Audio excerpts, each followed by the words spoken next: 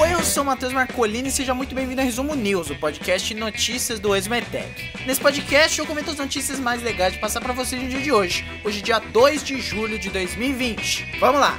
E a primeira notícia é do G1. Bolsonaro vê opiniões distorcidas e diz ao Mercosul que protege a Amazônia e populações indígenas. Bom, para iniciar o programa desse dia 2 de julho de 2020, essa quinta-feira, não é dia da mentira, mas o Bolsonaro disse aqui na matéria assinada pelo Guilherme Mazzuí, do G1 de Brasília, que nessa quinta-feira, numa reunião que ele teve, né, do Mercosul, ele diz que o governo brasileiro busca, abre aspas, desfazer opiniões distorcidas, fecha aspas, sobre a atuação do Brasil na proteção da floresta amazônica e dos povos indígenas.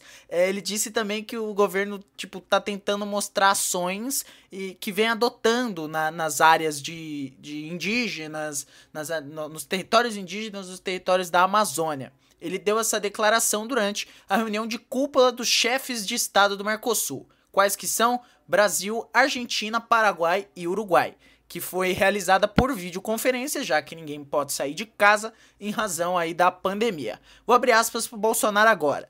Nosso governo dará prosseguimento aos diálogos com diferentes interlocutores para desfazer opiniões distorcidas sobre o Brasil e expor a preservação, as ações que temos tomado em favor da proteção da floresta amazônica e do bem-estar das populações indígenas. Só que como o G1 constatou aqui, o Bolsonaro deu essas declarações um dia depois de um novo registro de alta nas queimadas da floresta amazônica. O número de queimadas na Amazônia em junho foi o maior observado por mês desde 2007, segundo o INPE, o INPE, né? O Instituto Nacional de Pesquisas Espaciais. E com base em imagens de satélite, o INPE, ele registrou um aumento de quase 20% nas queimadas em comparação ao mesmo mês do ano passado. Em relação a junho de 2020, foram 2.248 focos ativos. Em 2019, foram um pouco menos de 1.900. O Bolsonaro também abordou a preservação da floresta e o bem-estar dos indígenas ao defender acordos comerciais do Mercosul com outros blocos comerciais, como o da União Europeia. O Brasil, por exemplo, ele tem sido criticado por políticos, por ativistas, né, por ONGs, por causa da política ambiental do Bolsonaro, que é toda cagada, tanto que a gente tem um ministro do meio ambiente que não gosta do meio ambiente, que quer queimar a Amazônia, que quer dar para agricultores, mas enfim. E nesse contexto aí, o Bolsonaro afirmou que o governo vai tentar expor as medidas adotadas para preservar a Amazônia. Vou abrir aspas agora para o Bolsonaro. Apela a todos os presidentes para que, como eu mesmo fiz, instruam seus negociados a fechar os textos. Atuemos com o firme propósito de deixá-los prontos para assinar esse semestre. Ao mesmo tempo, nosso governo dará prosseguimento ao diálogo com diferentes interlocutores para desfazer opiniões distorcidas sobre o Brasil e expor a preservação das ações que temos feito, que temos tomado em favor da proteção da floresta amazônica e do bem-estar das populações indígenas.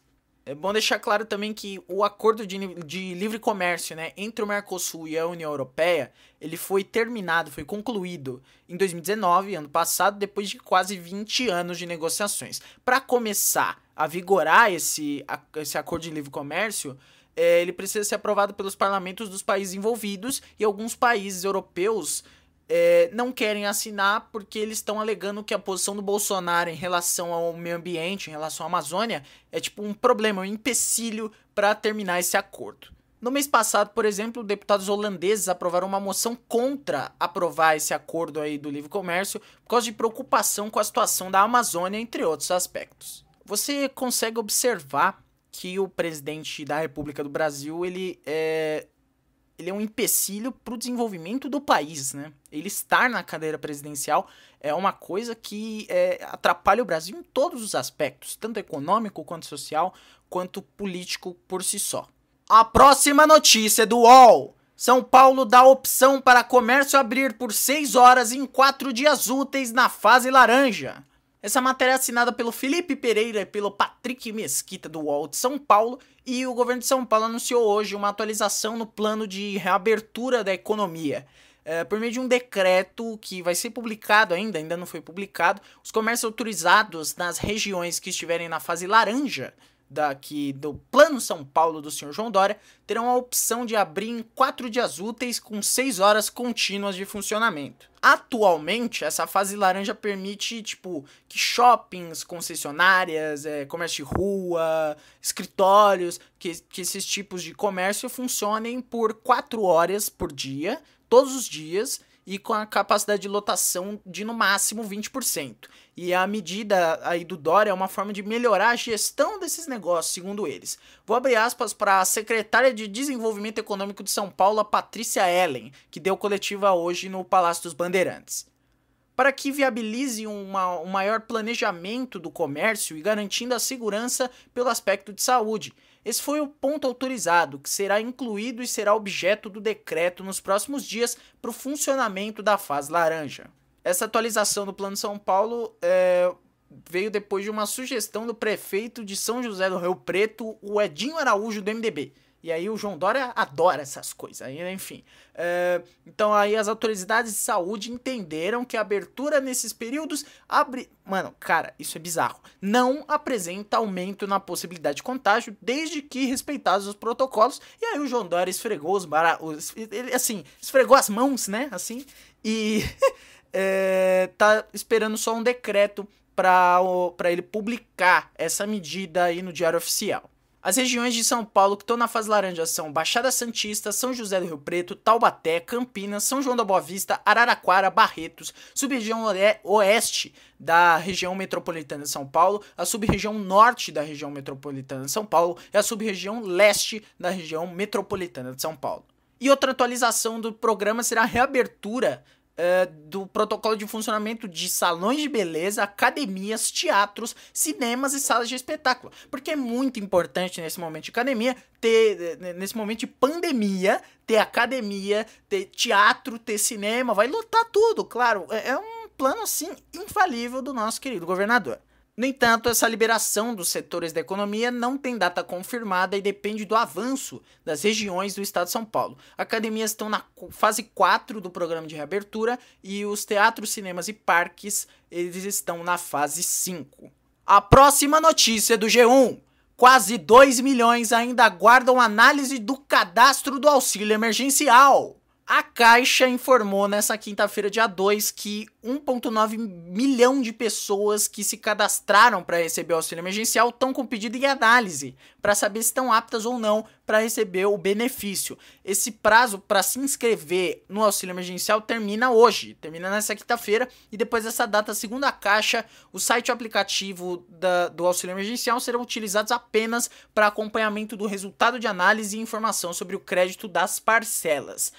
Lembrando que as datas ainda não foram divulgadas em relação ao pagamento dessas próximas parcelas. Inicialmente, o desembolso do auxílio emergencial seria realizado em 3 parcelas apenas, porém, o governo confirmou o pagamento de mais 2 meses. Igual eu falei, eu não lembro se foi ontem, anteontem, enfim, R$500 no início do mês, ainda sem data definida, R$100 no fim do mês, depois R$300 no início do mês e mais R$300 no outro fim de mês. Então tem aí todo um tipo de cadastro, todo um tipo de sistema para cadastrar as pessoas que não têm acesso nos meios digitais, né?